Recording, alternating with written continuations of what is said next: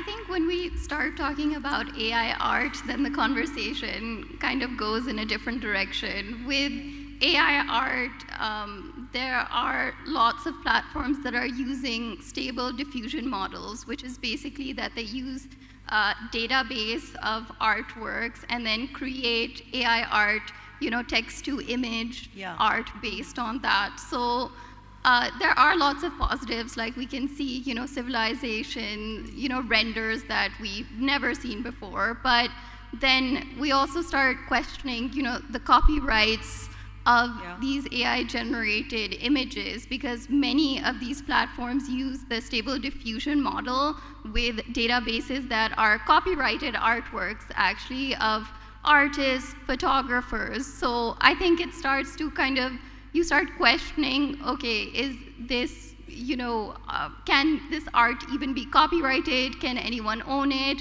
Right now in the US, there was a ruling in a court that basically decreed that AI-generated art cannot be copyrighted. And the reason for that is because it's lacking that human creative expression. So I think when we come to AI-generated art, it really depends on what kind of database you're using. I can give the example of one of the artists that we curated in Lahore Digital Arts Festival right now that happened in October in Lahore.